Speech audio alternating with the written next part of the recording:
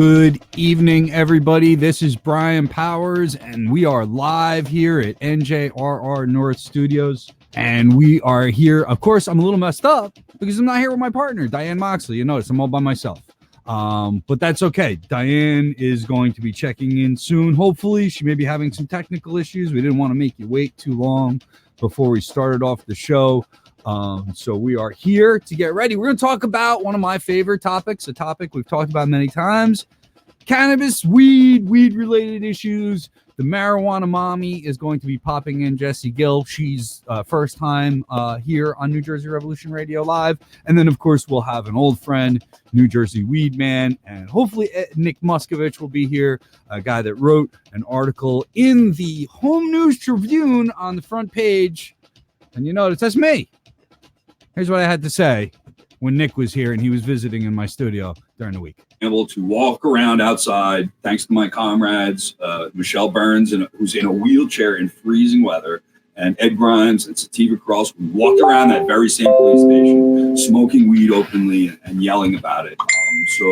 And the police were turning their heads and walking away and obeying the law. So, whatever anybody thinks about these protests, we taught people lessons. You want to argue that we shouldn't go about it this way? Well, if you figure out a more effective way to train an entire police department that quickly, you let me know and I'll apply those principles.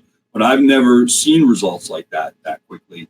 And it's thanks to honestly having some moral righteousness in your cause and being able to, being willing to stand up for it. So, it's that simple. So that was, in short, direct action gets the goods.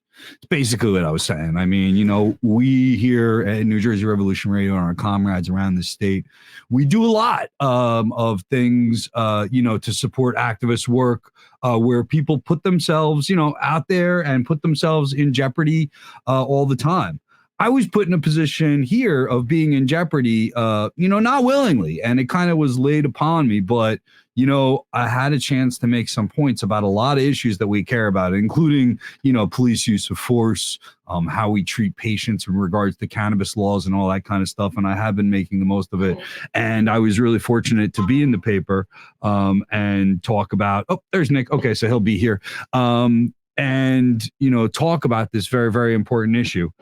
So, I want to kind of, I don't know, thank God or somebody or whatever. I talked to Heather today. Other people are saying, no, this is you did this. It's not, it's not religious stuff, but I don't know. I feel like, this, this would be a good opportunity for me, not only to call attention to cannabis laws, but to the larger social justice issues that I know a lot of people around the state are trying to pay attention to that I work with. So, I'm just kind of grateful for the opportunity. Nebula USA at the coffee house. No, I'm not at the coffee house right now, Nebula. I'm sorry. We will be at the coffee house next week, which is really going to be an exciting week for New Jersey Revolution Radio. We'll be at the coffee house in Edison. Here we go. Yep, there you go. Okay, so Nick is texting me right now. Hi, Nick. Yep, we know you're coming. Nick Muscovich from the Home News Tribune, I believe from the Bridgewater News is also what he writes for. I tell you what, I didn't know it was coming. When he came over, he talked to me for quite a while. I knew he had done a good job of looking into what had happened, and I saw the article online. And I knew about there, shared it on Facebook and whatever. Yeah, it's cool to be in the media. It's always nice.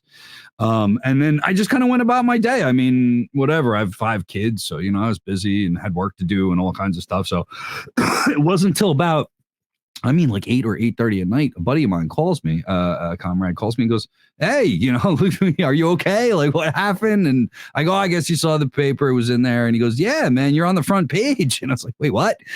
And I ran and I went over to the store in the corner. They had 2 more copies left. So I bought the last 2 copies, and I guess I'll keep one. I'll scrapbook it, and all that. But it's cool that, I got a chance, to point out, these problems in the system. And I want to thank everybody that supported me. And in the clip, You did hear me thank two particular people, which is Michelle Burns, who rolled around in a wheelchair outside the Middlesex County Sheriff's Department, in protest with us. And then also, of course, Ed Grimes and all the supporters at Sativa Cross. So, I want to thank everybody as we get into our around the state look. I want to thank everybody that supported me so far. So we'll just get a break from the cannabis talk real quick to look around the state and talk about some stuff coming up. I'm hoping that my partner Diane will check in. She's in Essex County tonight.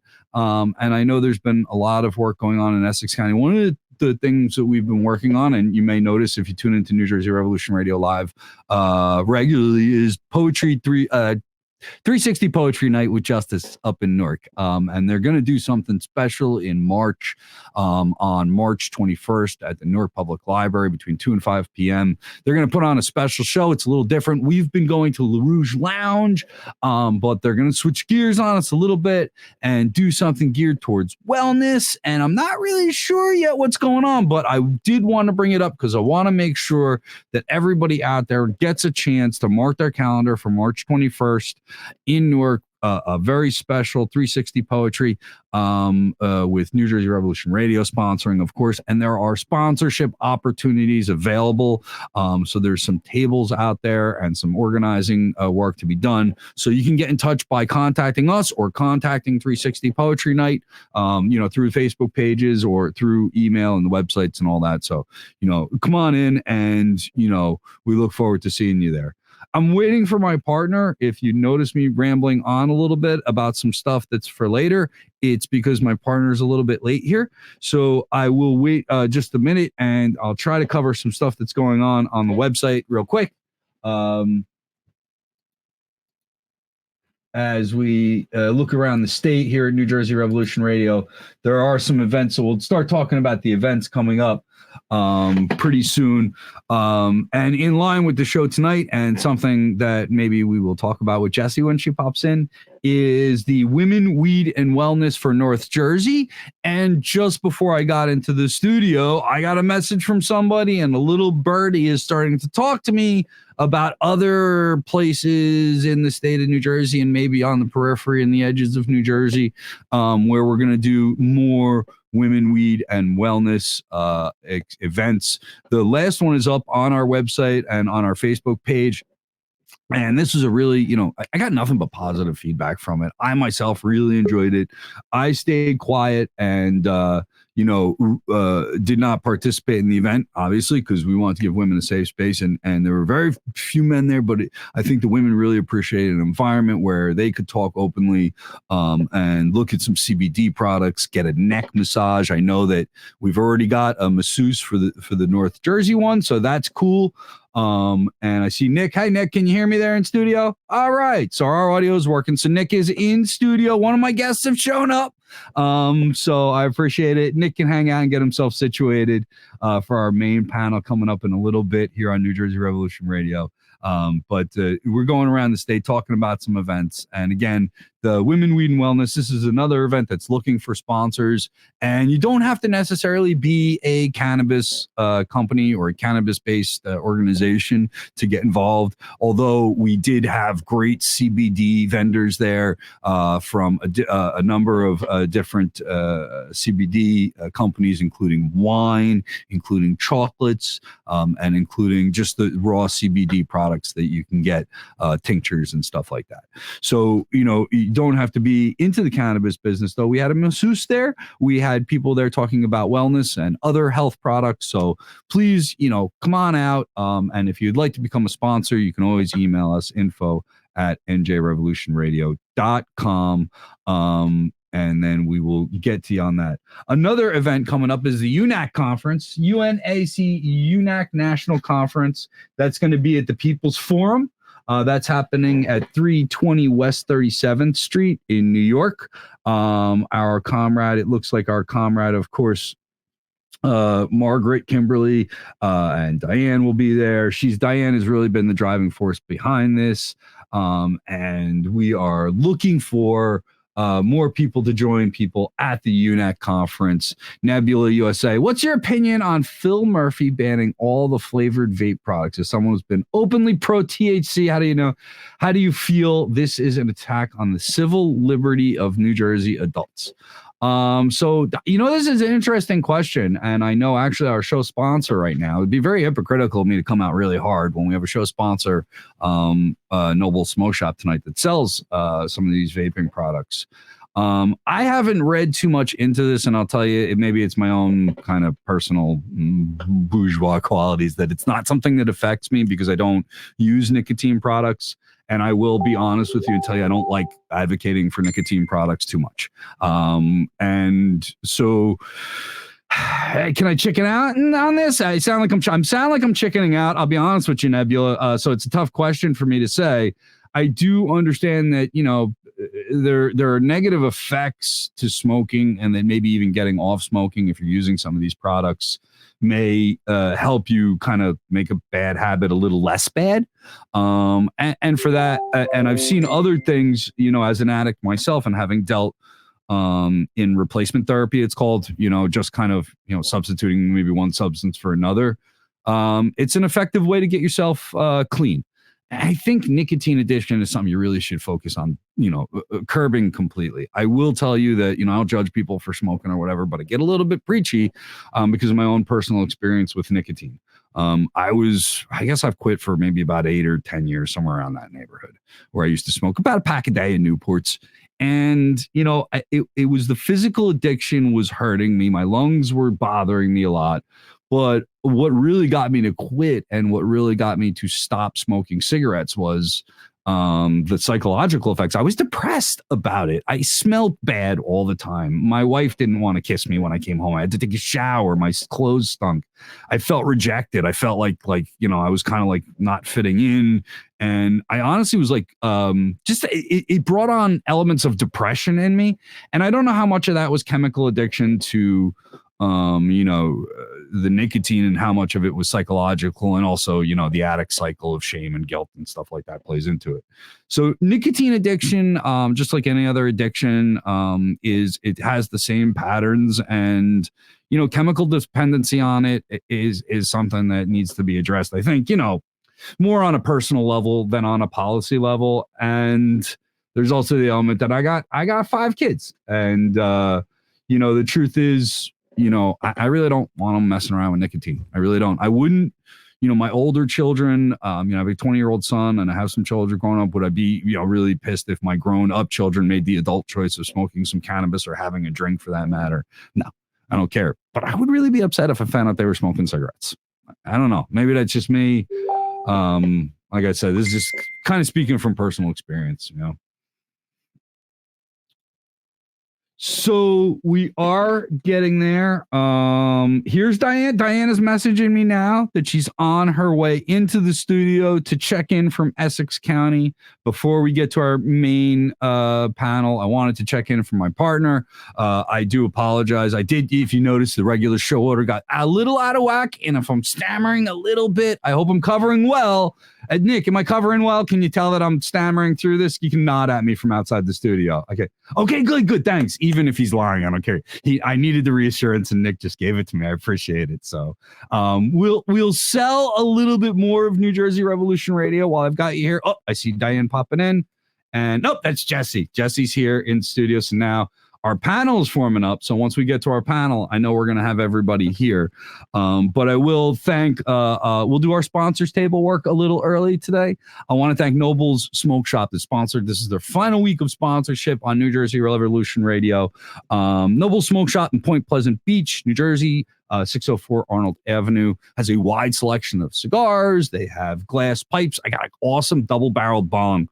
Oh, let me show insisted. Go get the big red water pipe out of my area there. You can't miss it. It's the big one. Yeah, man, dude. I don't know how you miss a giant 3-foot bong, but I will show it off. But Noble Smoke Shop, I kind of, the place is cool, man. It looks like a bodega. You walk in and kind of you can get your lottery tickets, you can get a good cup of coffee, you can get your snacks and stuff like that.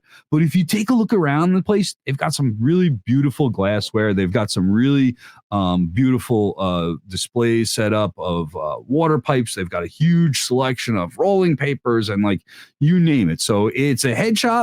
It's a cigar shop. It's a bodega. It's all kinds of stuff. It's right by the train station, the Point Pleasant Beach train station. So if you're a commuter and you pop off on your way in and out of Point Pleasant Beach, stop by Noble Smoke Shop. Tell them New Jersey Revolution Radio sent you, all right? Make sure that when we run our sponsor list that you go, you patronize them, and that you let them know you heard about us on New Jersey Revolution Radio, all right? So thank you very much.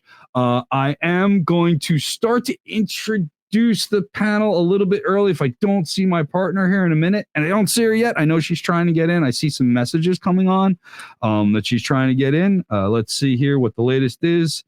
All right, so she's not going to make it. So what I'm going to do is Jesse is here, and Jesse is ready for me. Jesse, are you ready? Can you nod your head? And I can't hear you. Okay, she's good. So we'll start introducing our panel now, and we're going to start off by bringing in our first and somebody new to New Jersey Revolution Radio. So I'm really excited to introduce Marijuana Mommy, Jessie Gill. Hi, how are you? Hey, Brian, how are you? It's really nice. We spoke on the phone right after my arrest. I think you were writing an article or something, right? Yes. And unfortunately, the story didn't work into the article, but yeah, I was very, touched by what happened to you, and it's heartbreaking. You're not the only one. It's very sad.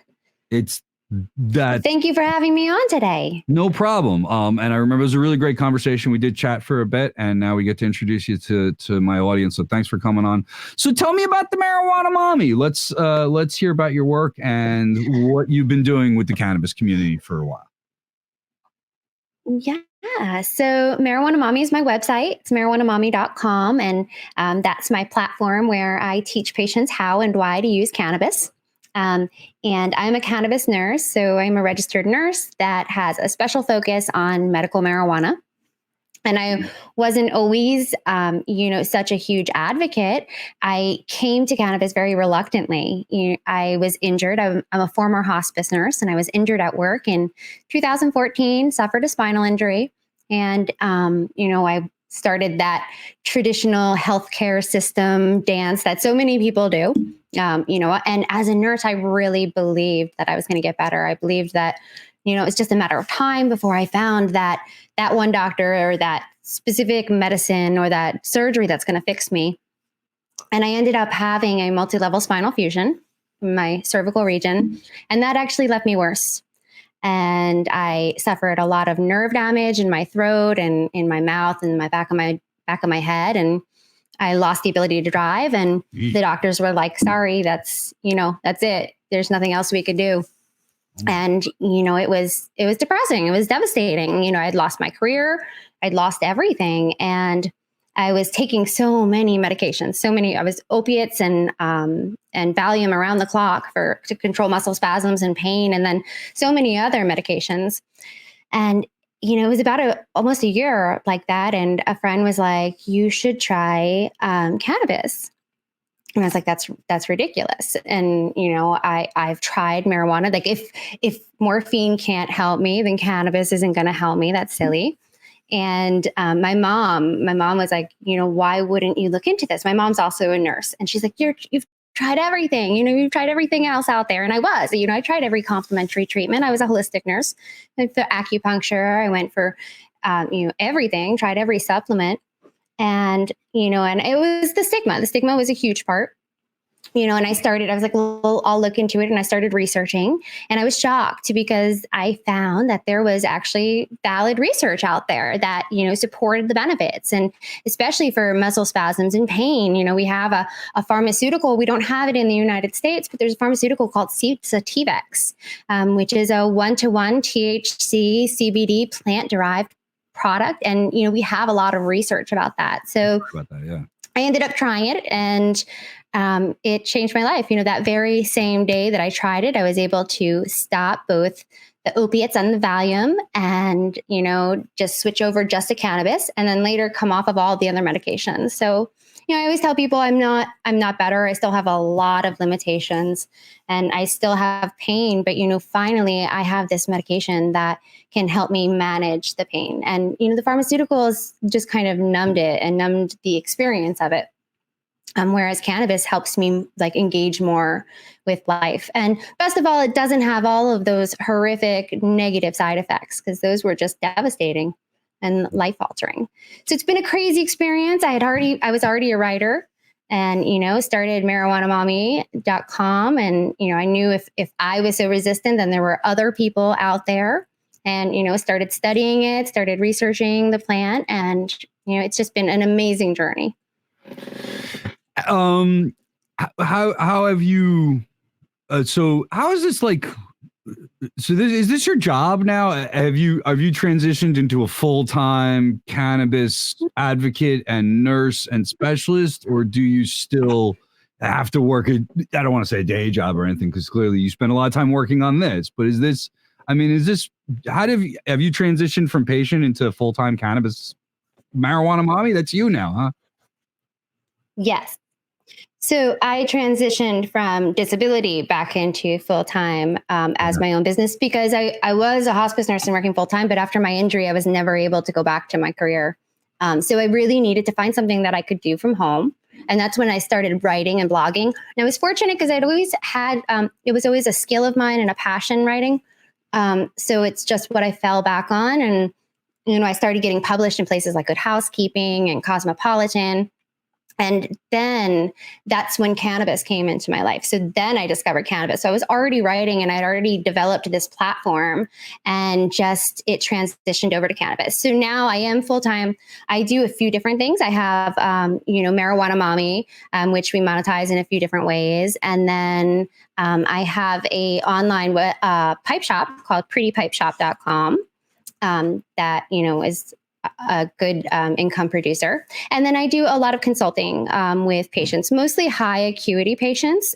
So patients that are on a lot of, that are on polypharmacy, that are on, a lot of medications, because there can be many medication interactions. So depending on what types of pharmaceuticals, some patients, and especially our older population, need a lot of guidance with that and a lot of assistance.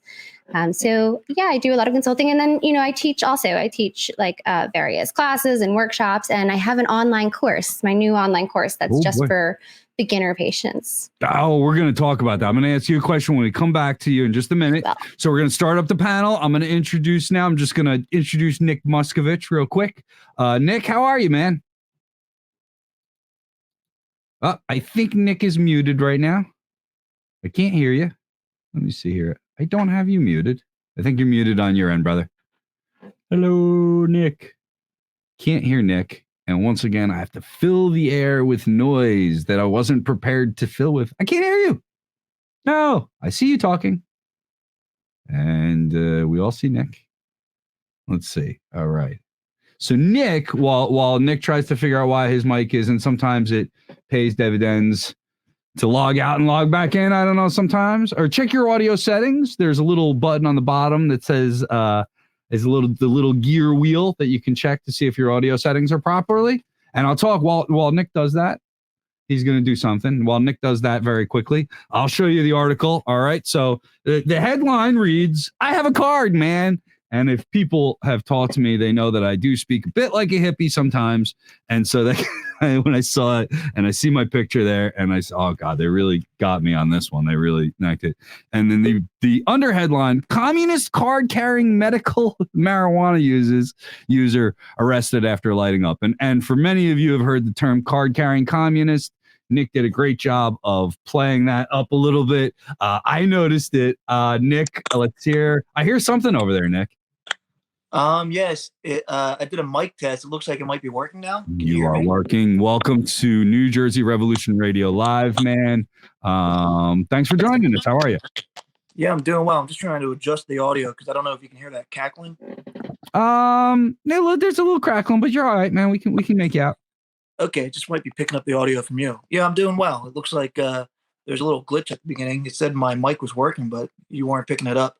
So I logged out, logged back in. I'm here, and hopefully you guys can hear me. I want everybody to know that just in case I'm ever on life support and machines are keeping me alive and all the tubes are in me or something, I want you to unplug me and then plug it back in and see if that brings me out of it. All right. The first step. I've been troubleshooting routers my whole life, and that's always the first step. So, Nick, glad you figured out the tech, man. So before we get into the story, man, tell us about yourself. You're a writer, not just for the Home News Tribune, but for the Bridgewater News as well. Yeah, for the Courier News. Yeah, we're pretty much. I work for 2 newspapers that are owned by Gannett, the Home News Tribune and the Courier News. Courier News covers more Somerset and Hunterdon. Home News Tribune covers New Brunswick and Middlesex County. That's how I came across your story, and parts of Union. I think when I left, you were showing off the front page. I think it's reversed right here. Yeah.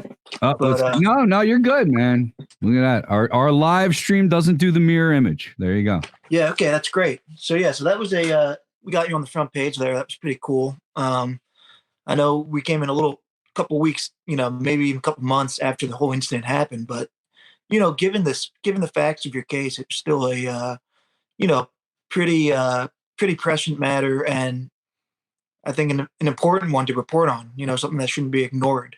Yeah. Obviously, we're probably going to talk about it more later, but from the looks of things, most of your charges were dropped, so yeah, it's hard anybody can argue, they were in the right by doing that. It's in the larger argument that it's not just about me, and the reason why I've made a PR kind of spectacle out of some of this is because it does happen to other people. And have you seen reports or upticks? I mean, what have you noticed from from a guy that kind of keeps an eye on these things? Have you noticed that it's either getting reported more and noticed more, or what do you think's going on as far as I haven't really heard anything about that happening too much. Obviously, more. I talked to Michelle when I wrote the article, and it seems like her and Lefty really have like a finger on the pulse of that whole situation. Yeah. So maybe that is something to look into for like a larger trend story. But it seems like it looks like a lot of these municipalities and police departments don't really know how Kuma law works and how to treat people with medical marijuana cards, which is, obviously an issue, not just obviously for the person, but also for the town. The expenses you're paying to, arrest somebody, hold them in jail, prosecute them, all this stuff for something that's baseless to begin with, Yeah. Jesse, I mean, you have a lot of contact with patients and stuff. I mean, have you heard stories of dealing with law enforcement? Now, I will admit, and I even say in the article that, I've been not even confronted by law enforcement, but I smoke out of a glass pipe. I kind of like it's how I smoke. I enjoy a glass pipe. All right. I'll smoke whatever you hand to me, but I prefer a glass pipe when I'm out in public. I don't really like smoking joints. They make my hands smell. That's why. I've been walking around in New Brunswick where I first got locked up, been smoking right in front of police officers. I've gotten some funny looks, like I said in the article. And even once, I think it was in Newark, that a cop looked dead at me and he was like, gave me that, "What the hell are you doing?" look. And I looked back at him, I go, "I got a card, officer." And he kind of went, "Oh," and walked away. And that was it. And so I've had some, interactions with law enforcement that have been nothing. And then this happened. Jesse, have you been hearing stories from patients about interactions with law enforcement, and how's that usually go? Yes. So it has gotten better as time goes on. It depends a lot on the individual. A lot of times, when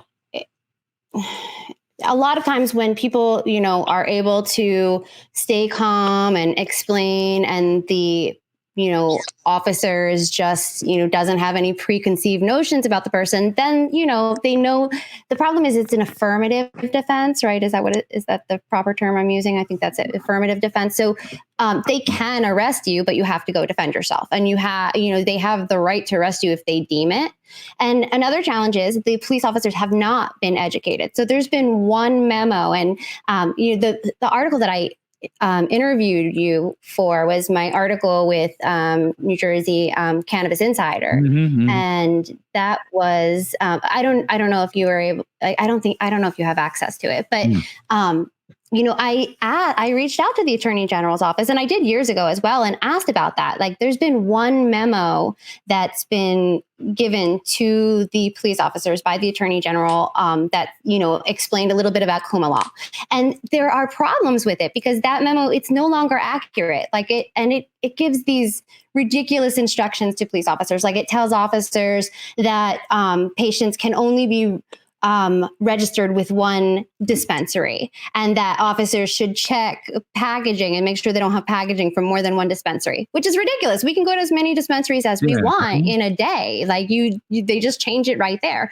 And unfortunately, like those details haven't been explained to police officers. And a lot of the officers, they want to know more, but there are no resources. And when I contacted the Attorney General's offices and I was like, what's going on? Why haven't they been educated? They were like, well, we're going to be releasing something about that soon. And that was it. So, and that was months ago. That was a different article, but yeah, that was. Okay. Yeah. I was going to ask you if this is the one, but this is the one in NJ.com. You're right. I couldn't, you're right. I couldn't want, but yeah, I got to give you. Yeah. It's a subscription publication, the other one. And that article was from and was republished by Star Ledger and NJ.com. You got some great press out of it. Great press out of it. Yeah, so did you. Nice work, guys, and nice job, Nick. It's great coverage for the cause, right? We do appreciate it. It. So the steps I've looked at in particular, I guess around my arrest is some of the things is educating the police officers and stuff like that. But on beyond that, I think everybody understands that when you're listening to Brian on New Jersey Revolution Radio, he's going to go a little bit farther than just police training. I honestly, at this point, don't know why we have county sheriffs. We're literally paying an armed force to take away houses and beat up homeless people. I don't really think that's a good use of my tax money. But Nick, could you maybe tell me about the good work the county sheriffs do other than arresting cannabis patients and throwing poor families out of homes?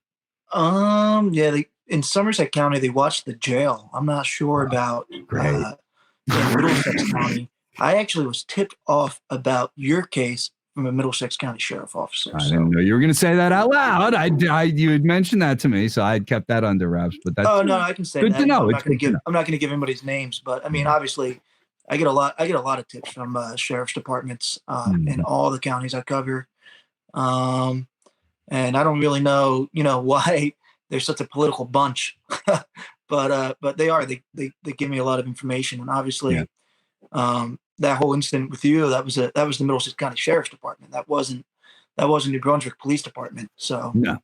Obviously, it got people talking around there.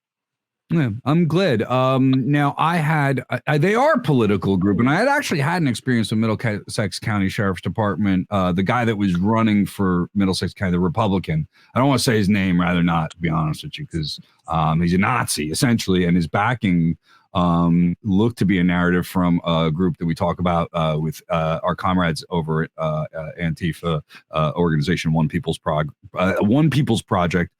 Does a lot of work countering the Oathkeepers and their kind of work. If you know what the Oathkeepers are, they claim to be embedded in police departments. They're a right-wing militant fascist organization. They do a lot of hate work against immigrants.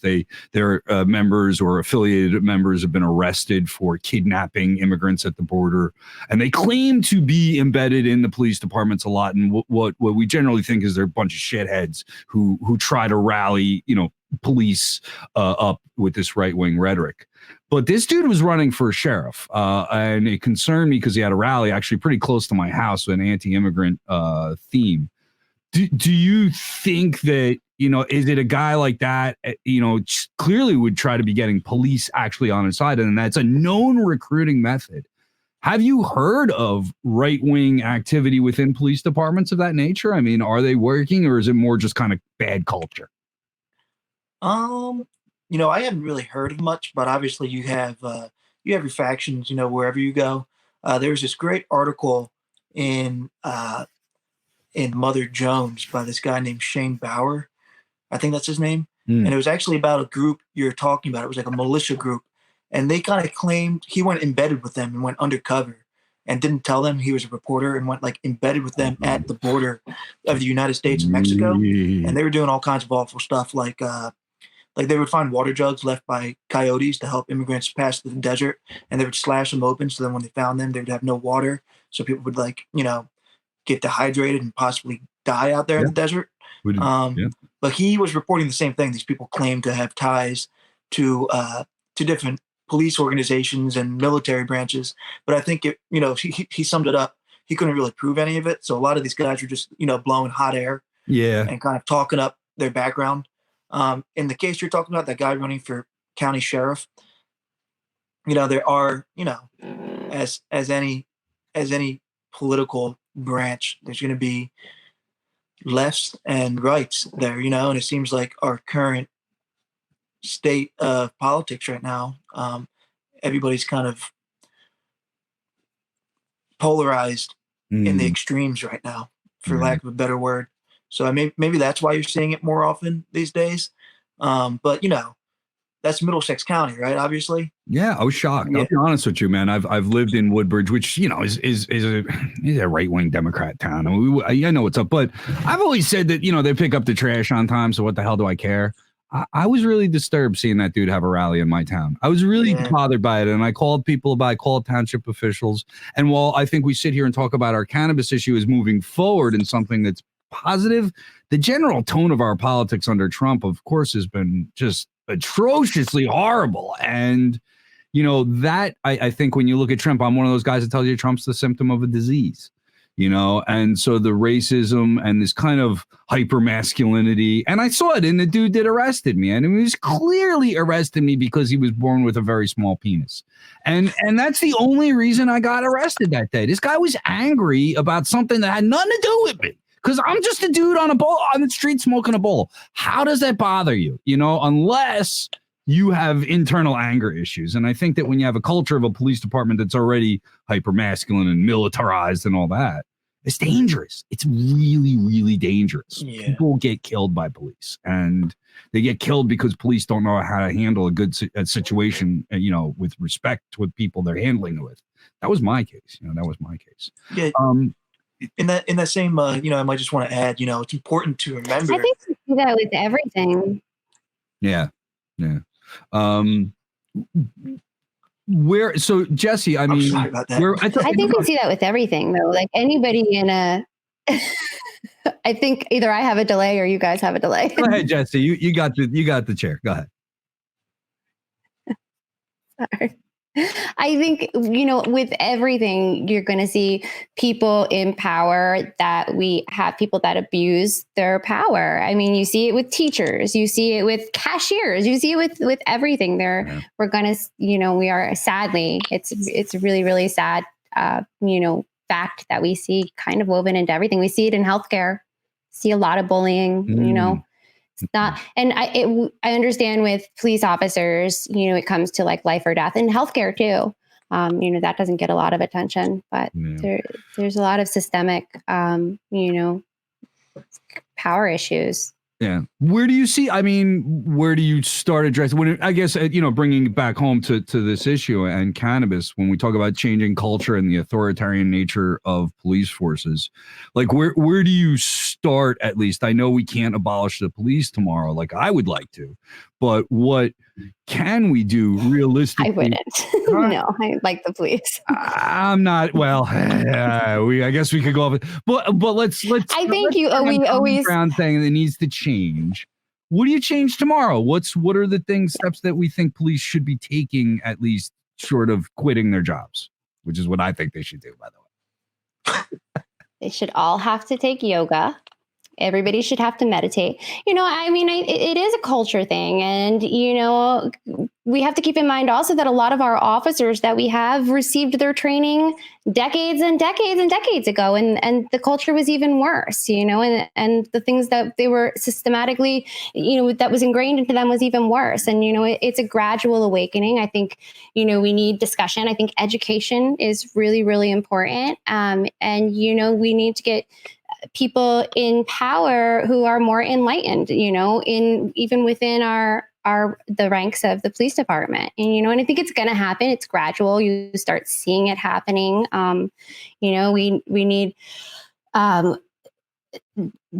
states and localities to take, action when people abuse power, and that's really the only way that we're going to start seeing training. And we need training. In New Jersey, our police officers that are coming through police academy aren't even taught about Kuma law. It's not even included.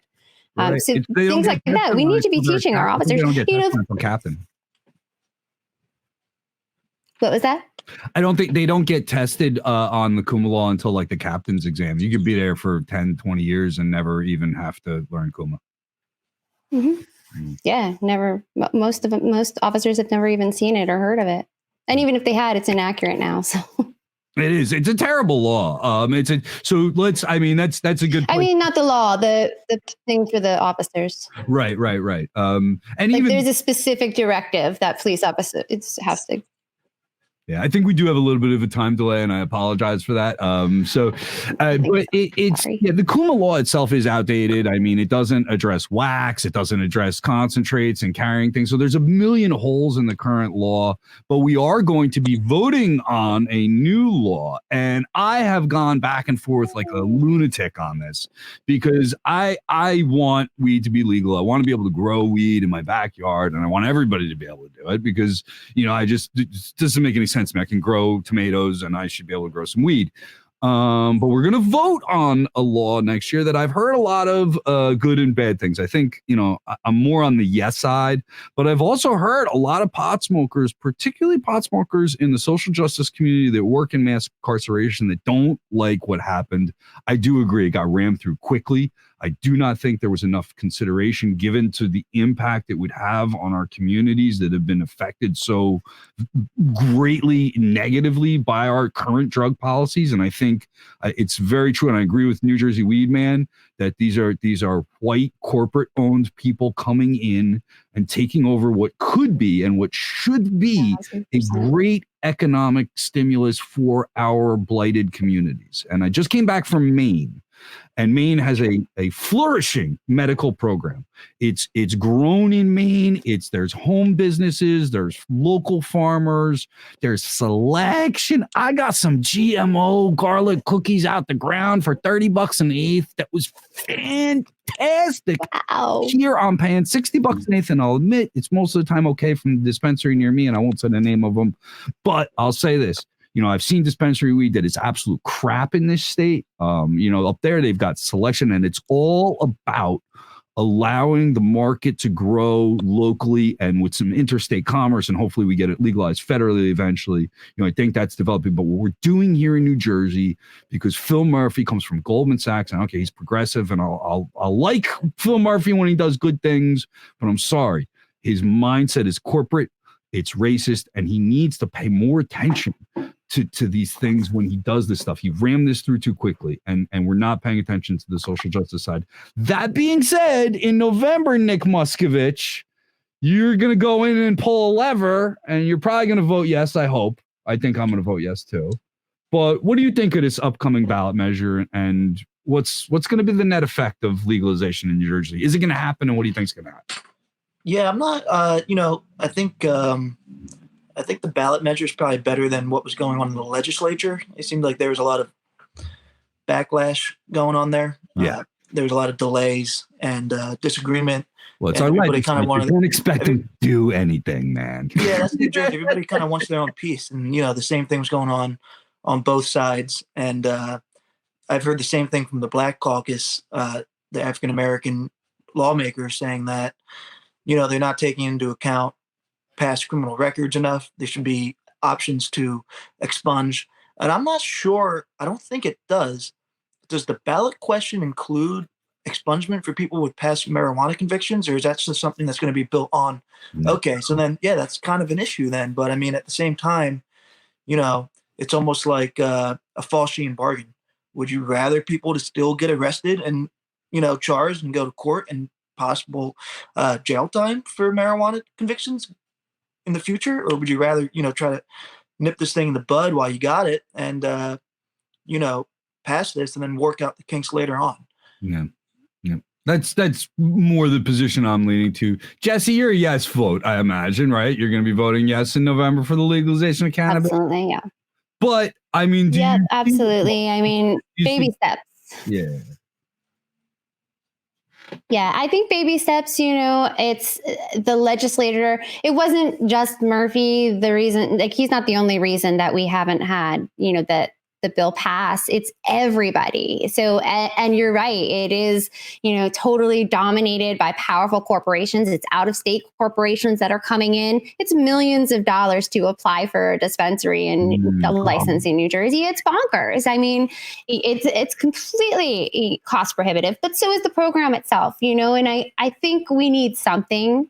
I'm all for whatever gets more medication to our patients. Like you mentioned, we have some dispensaries that are producing good product, but we also have a supply issue. Like there is not consistent access, and that's a huge issue for patients. So for that, like, I am all for whatever you need to do to get this passed and to get it rolling so that we can start working and, decreasing the stigma that we still have here in New Jersey and on the East Coast. So we can start working on that. And then we chip away at it, chip by chip and until we get what we want.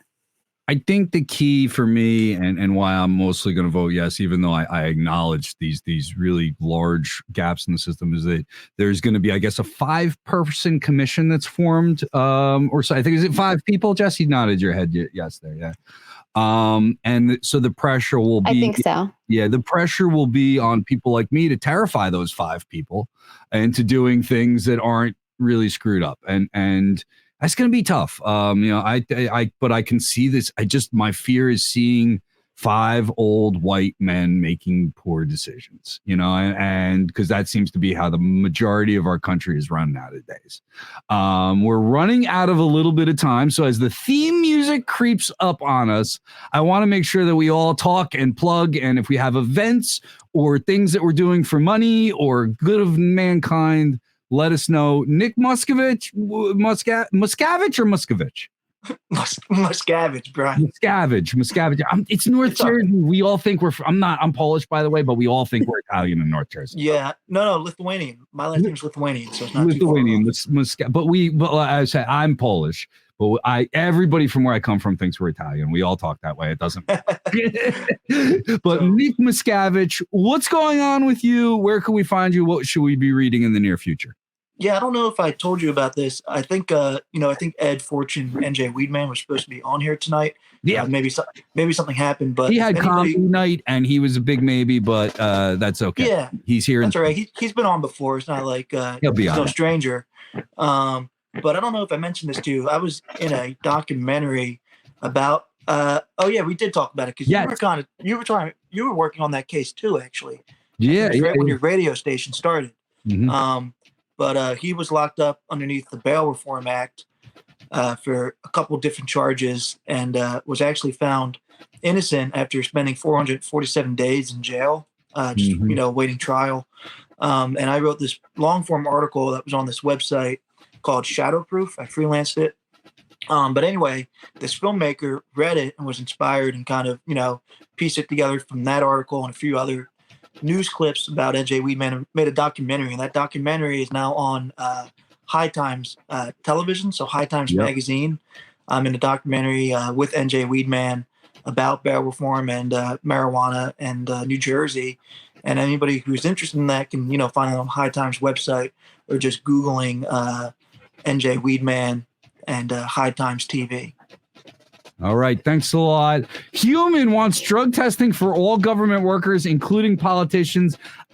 Why? I just want to see what kind of drugs they're doing if they have anything good that's new that I haven't heard about. No drug testing. Get the hell out of here. Jesse, what's the marijuana mommy going to be up to in the near future?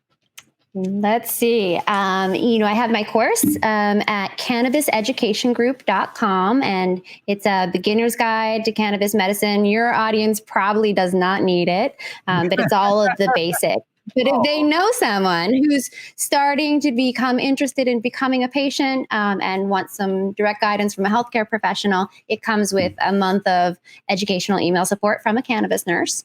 So it's a really good way for patients to start dipping their toes in and exploring the program. Otherwise, visit me at marijuanamommy.com. I've got tons of information, interviews, and how-tos on my site. I know me and you are going to talk more because there's like 5 million questions I didn't ask you, and potheads will talk forever about pot.